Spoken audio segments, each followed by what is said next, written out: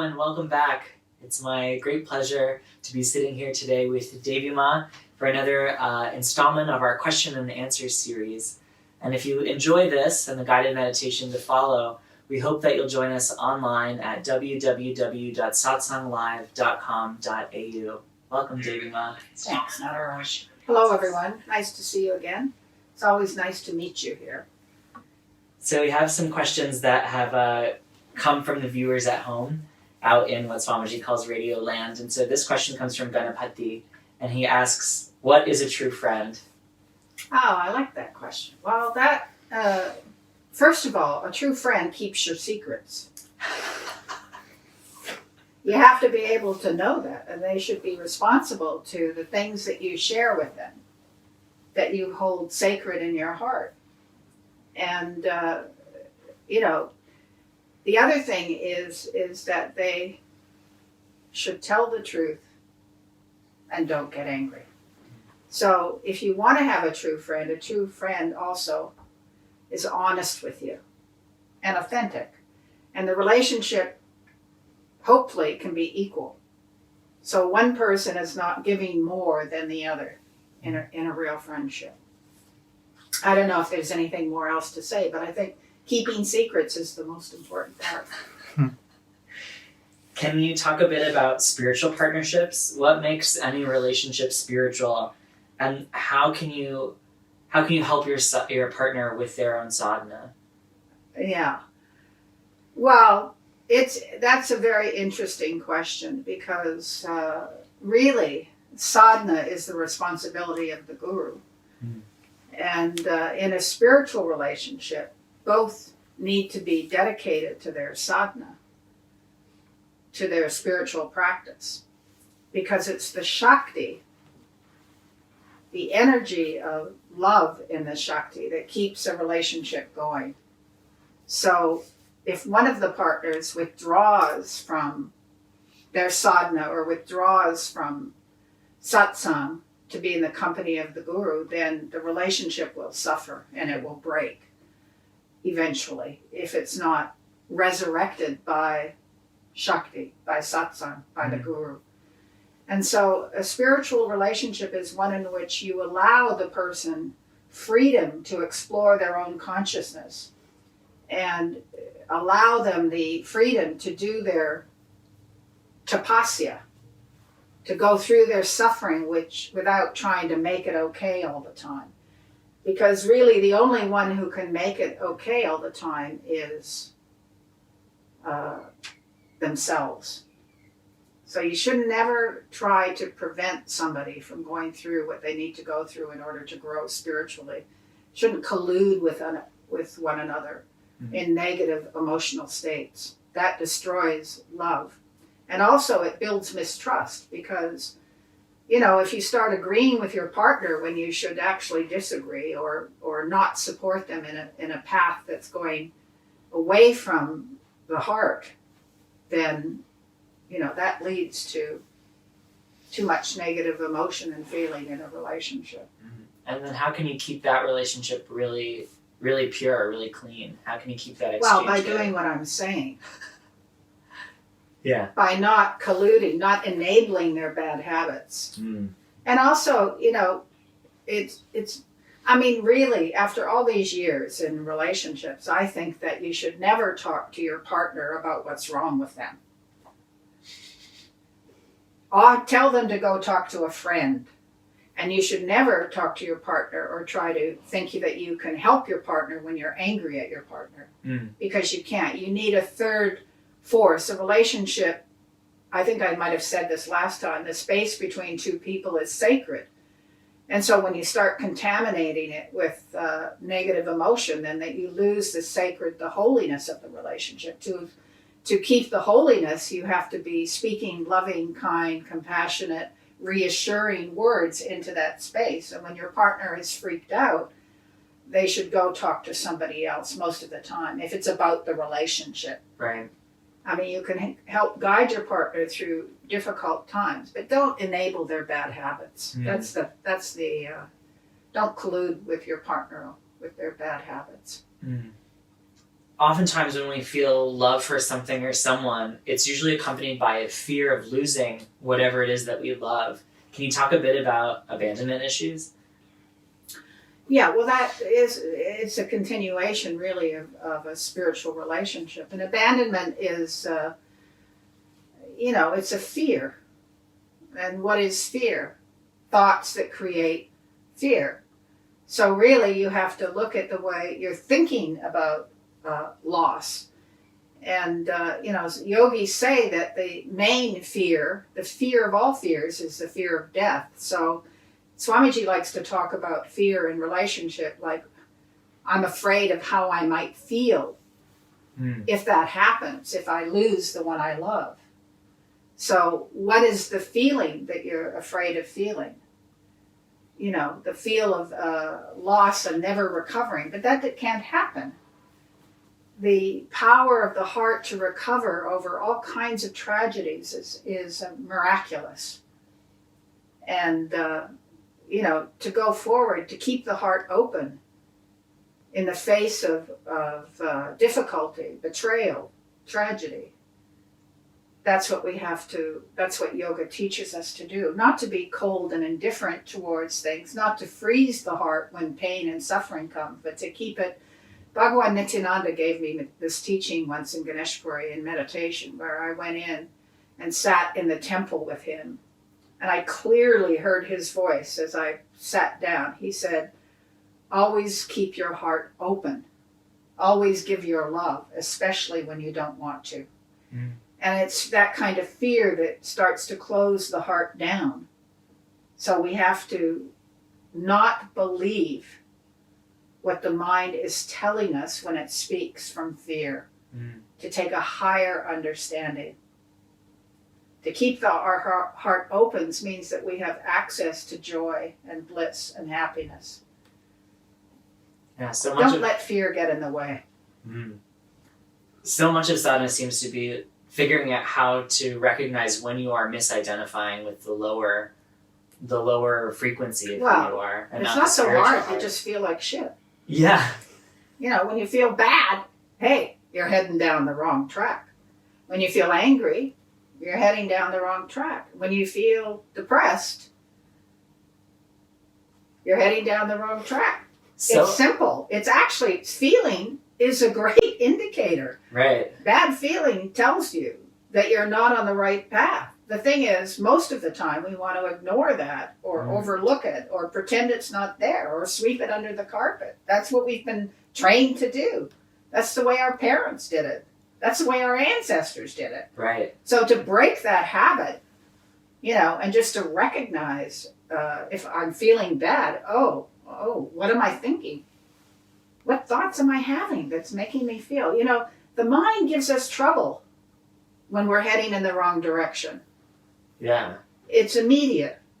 We make a decision, it's not a good decision. We won't feel comfortable. We won't feel relaxed in ourselves. We can't make contact with ourselves. There's this interesting phenomenon that happens sometimes where you feel bad and then your mind adds another layer of thinking bad about feeling bad. Yeah, because the self is telling you, hey, self is telling you, you're not thinking the right thoughts. How can we work with feeling bad about feeling bad? Like, I personally, I'm really great at feeling anxious about feeling anxious. It's like you add another layer. Stop it. No, it's about thinking. You have to find thoughts that uplift you. Move away from thoughts that may increase that feeling of fear or anger or despair. And find the thoughts. And also, in Shiva Process and self-inquiry terms, you have to make an A statement, I feel afraid. And also, when fear comes up, speak to God or the Guru in meditation. It's better to burden God than to burden our friends and family. Speak to God. God has all the solutions. God has all the answers. The inner self has all the answers. The inner guru has all the answers. So speak to them in meditation. Don't speak to those outside. Half the time, they'll just get sick of your story. And they don't know what's going on either. They don't know what's going on. No. Only God knows what's going on in us. Yeah. That's beautiful. Sometimes in Shiva Process and self-inquiry culture, we talk a lot about getting someone else's feeling. What does this really mean, and how does it happen? And can you explain what dumping is? Yeah, well, that happens in normal conversations a lot, where you can walk away from a conversation with someone and feel incomplete, or feel angry, or feel upset in some way. And the initial tendency is to want to put that responsibility on the other person. However, whatever shows up in our inner world becomes ours. It's ours to work with. Whether or not it happened in a particular moment with a particular person is less important. The story about that is not important. What's important is recognizing in yourself that you've walked away with some uncomfortable tension, and to clear it, which again is to make a statement about your present feeling.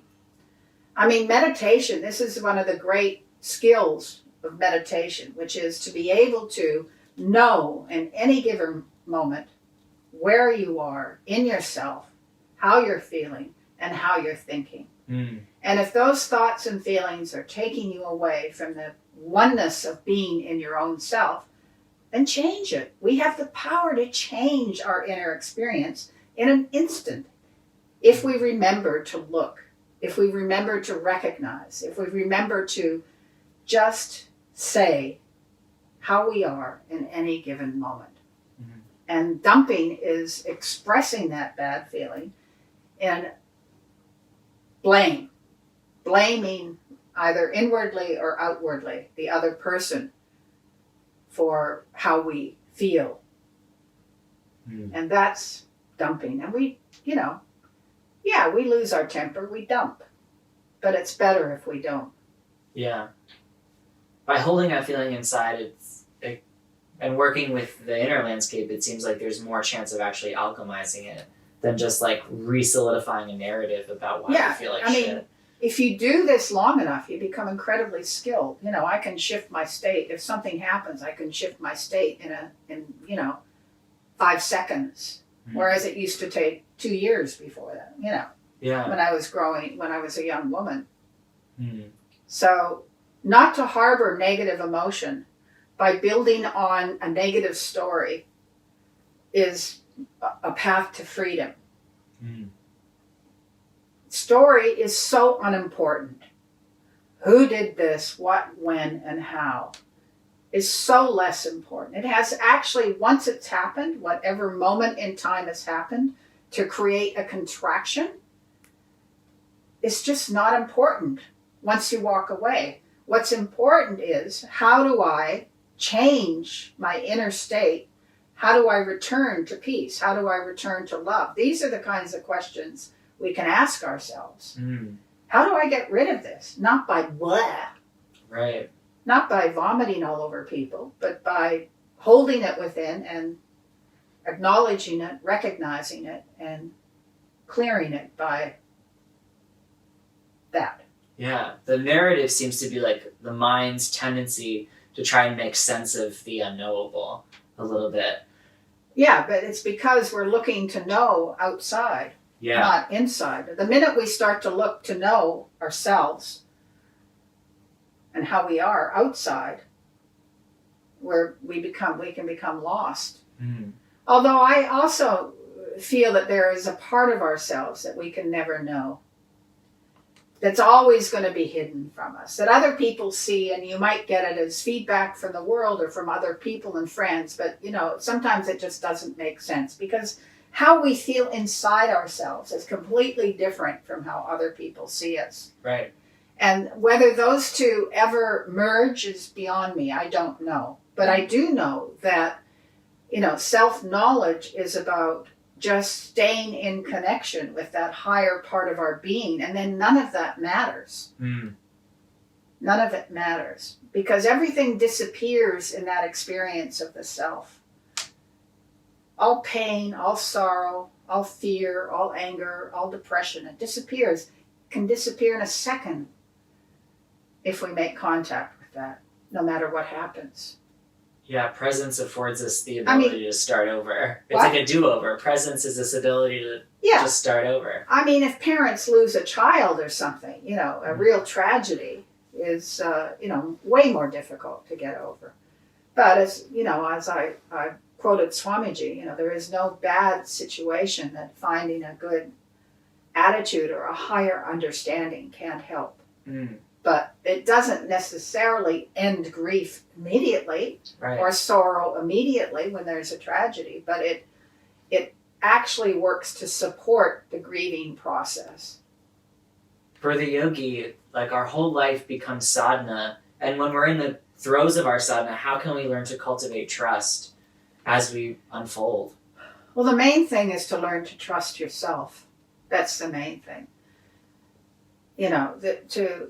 People will always disappoint us because, we have expectations of others that we don't even know what they are. We may not even be conscious of them ourselves.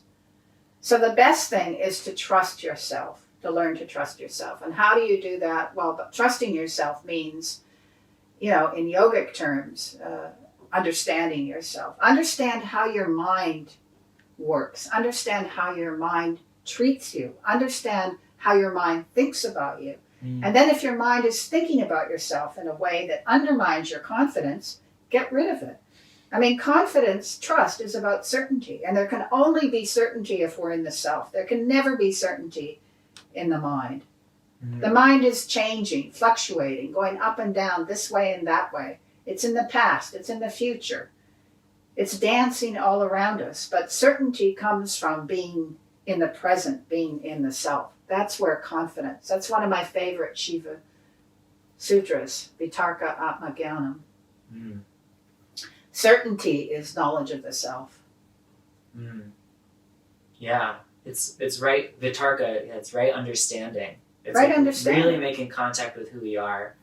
And I know from sitting through the Learn to Meditate course that you've had great success in making contact with the self through the method of breath and the Hamsa Mantra. So I was wondering if you would share a little bit about the Hamsa Mantra with us. Yeah, when I first started meditating, the mantra Guru Om came up a lot. I never had an affinity for Om Namah Shivaya.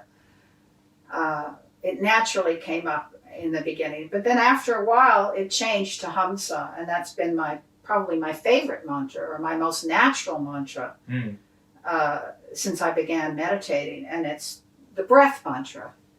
And they say, you hear it's so on the in-breath is that, and hum on the in-breath is I am, and sa is that. I mean, they say that the breath sounds like that, but I've never heard it.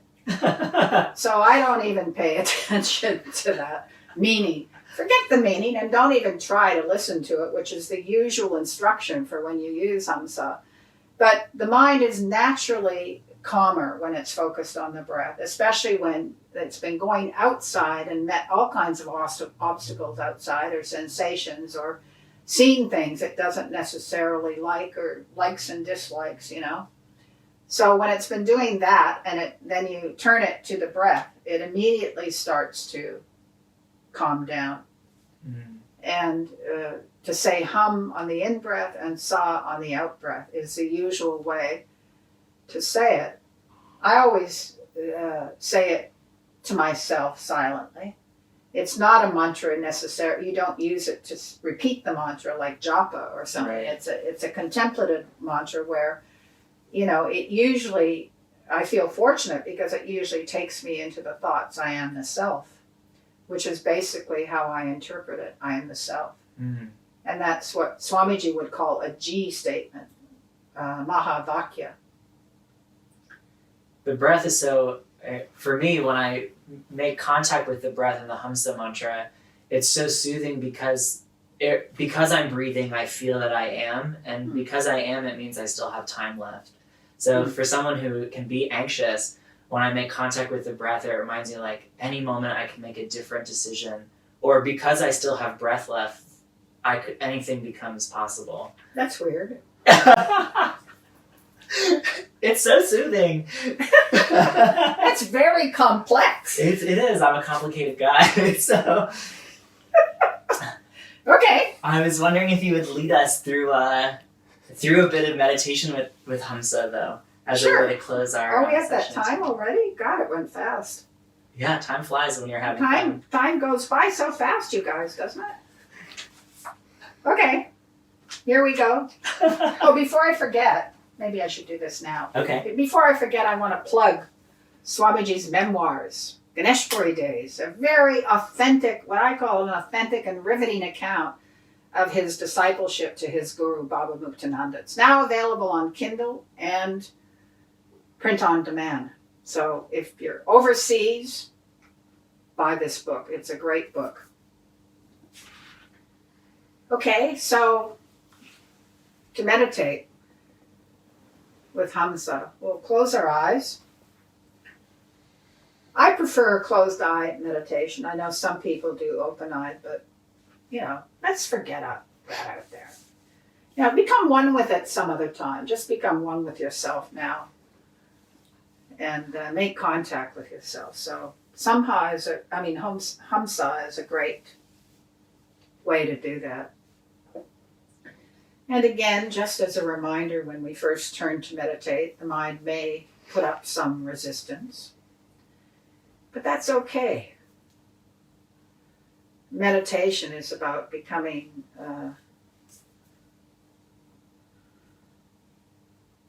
close to your mind.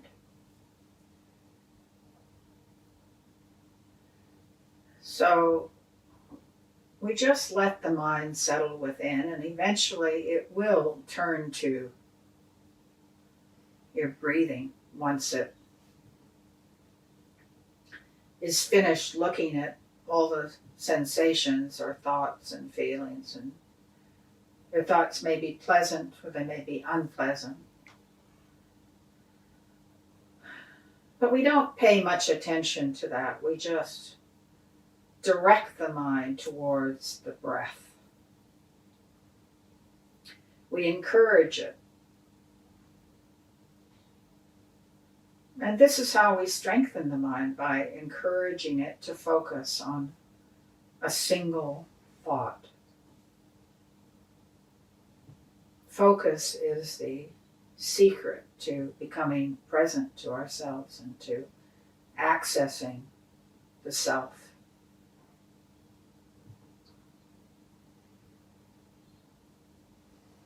So if you notice your breath, you can see whether the in-breath and the out-breath are similar as the breath comes in and goes out. Sometimes the in-breath is longer than the out-breath, but we're not concerned about that.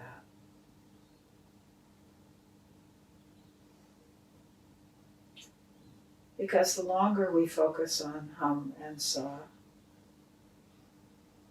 the more quiet the mind becomes.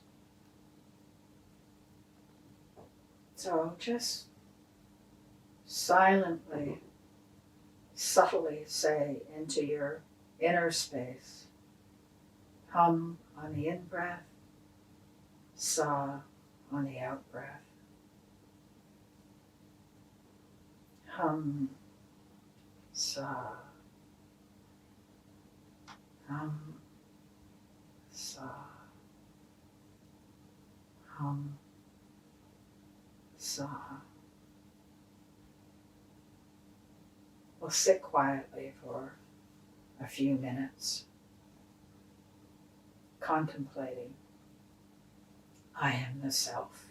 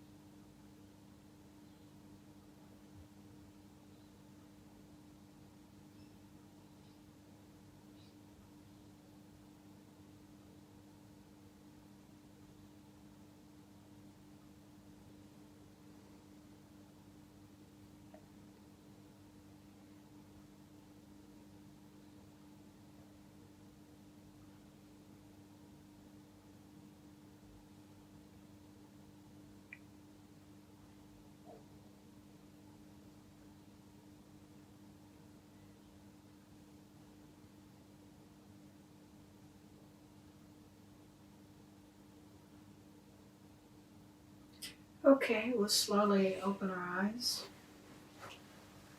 Come back to the room, wherever you are. That's a great mantra.